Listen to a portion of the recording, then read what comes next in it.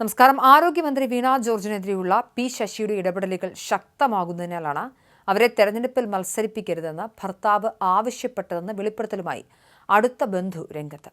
കേരള രാഷ്ട്രീയത്തെ പിടിച്ചുലയ്ക്കുന്ന അതീവ ഗൗരവകരമായ ആരോപണങ്ങളാണ് പേര് വെളിപ്പെടുത്താത്ത നിബന്ധനയോടെ ബന്ധു പുറത്തുവിട്ടിരിക്കുന്നത്.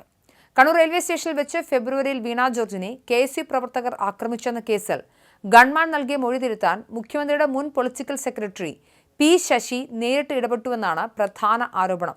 സംഘം ചേർന്ന ഔദ്യോഗിക കൃത്യനിർവഹണം തടസ്സപ്പെടുത്തിയെന്ന ഗൺമാന്റെ ആദ്യ മൊഴി മാറ്റി മാരകായുധം ഉപയോഗിച്ച് വധിക്കാൻ ശ്രമിച്ചു എന്ന രീതിയിലേക്ക് മാറ്റാൻ ശശി സമ്മർദ്ദം ചെലുത്തിയെന്നാണ് ബന്ധു വെളിപ്പെടുത്തുന്നത്.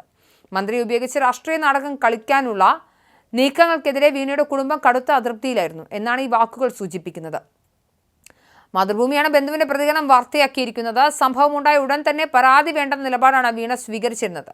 എന്നാൽ പോലീസിന് കേസെടുക്കാതെ പറ്റില്ലെന്ന് ഗൺമാൻ നിലപാടെടുത്തു. തുടർന്ന് നൽകിയ മൊഴിയിൽ മാരകായുധങ്ങളുടെ പരാമർശം ഉണ്ടായിരുന്നില്ല. എന്നാൽ തെരഞ്ഞെടുപ്പ് മുന്നിൽ കണ്ട് വീണയ്ക്ക് നേരെ വധശ്രമം ഉണ്ടായെന്ന് വരുത്തി തീർക്കാനും സഹതാപ തരംഗമുണ്ടാക്കാനും പി ശശി നേരിട്ട് നിർദ്ദേശങ്ങൾ നൽകുകയായിരുന്നു. ഈ അനാവശ്യ ഇടപെടലുകളാണ് മന്ത്രിയുടെ കുടുംബത്തെ ചൊടിപ്പിച്ചത്. പിണറായി വിജയൻ അറിയാതെയാണ് ഇത്തരം ആസൂത്രണ നീക്കങ്ങൾ ശശിയുടെ നേതൃത്വത്തിൽ നടന്നതെന്നും ബന്ധു ആരോപിക്കുന്നു. കണ്ണൂരിൽ നടന്ന ഈ സംഭവം ആറന്മുളയിലെ തെരഞ്ഞെടുപ്പ് ഫലത്തെ ഗുരുതരമായി ബാധിച്ചുവെന്നാണ് കുടുംബത്തിന്റെ വിലയിരുത്തൽ. വീണ കള്ളം പറയുകയാണെന്നും വധശ്രമ കേസ് വെറും നാടകമാണെന്നും എതിരാളികൾ വ്യാപകമായി പ്രചരിപ്പിക്കുന്നുണ്ട്. ഇതോടെ മന്ത്രിയെ പിന്തുണച്ചിരുന്ന സ്ത്രീകൾ ഉൾപ്പെടെയുള്ള വോട്ടർമാർ വലിയ തോതിൽ എതിരായി മാറുകയും ആറന്മുളയിൽ വീണ പരാജയപ്പെടുകയും ചെയ്തു.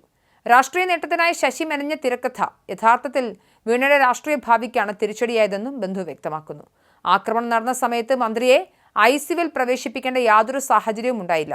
എന്നാൽ എല്ലാം മറ്റാരോ ആസൂത്രണം ചെയ്ത രീതിയിൽ മുന്നോട്ട് പോകുന്നത് കണ്ടപ്പോൾ വീണയുടെ ഭർത്താവ് ഇടപെടുകയായിരുന്നു. ആശുപത്രി അധികൃതരിൽ സമ്മർദ്ദം ചെലുത്തി പുലർച്ചെ 4 മണിക്ക് തന്നെ ഡിസ്ചാർജ് വാങ്ങി വീട്ടിലേക്ക് മടങ്ങിയത് രാഷ്ട്രീയ നാടകത്തിന്റെ ഭാഗമാകാൻ താല്പര്യമില്ലാത്തതിനാലാണ്. കണ്ണൂർ സംഭവത്തിനു ശേഷം വീണയെ സ്ഥാനാർത്ഥിയാക്കരുതെന്ന് ഭർത്താവ് പരസ്യമായി തന്നെ ആവശ്യപ്പെട്ടതും ഇതേ കാരണത്താലാണെന്ന് വെളിപ്പെടുത്തലുണ്ട്.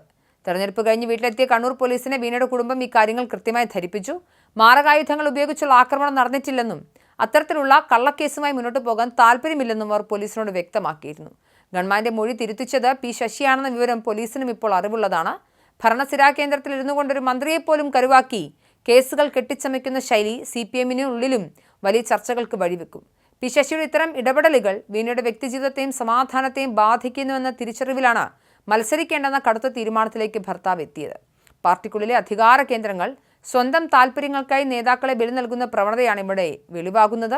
മന്ത്രിക്ക് നേരെ ആക്രമണം ഉണ്ടായെന്ന് വരുത്തി തീർക്കാൻ ശ്രമിച്ചവർ യഥാർത്ഥത്തിൽ അവരെ പൊതുസമൂഹത്തിന് മുന്നിൽ പരിഹാസിയാക്കിയാണ് ചെയ്തതെന്ന് കുടുംബം വിശ്വസിക്കുന്നു. അതേസമയം തനിക്കെതിരെ ഉയരുന്ന ആരോപണങ്ങൾ അടിസ്ഥാനരഹിതമാണെന്നാണ് പി ശശിയുടെ പ്രതികരണം. വീണ ജോർജിനെ ആക്രമിച്ച സംഭവത്തിൽ ആരുമായും സംസാരിച്ചിട്ടില്ലെന്നും പോലീസാണ് കേസ് അന്വേഷിക്കുന്നതെന്നും അദ്ദേഹം പറയുന്നു.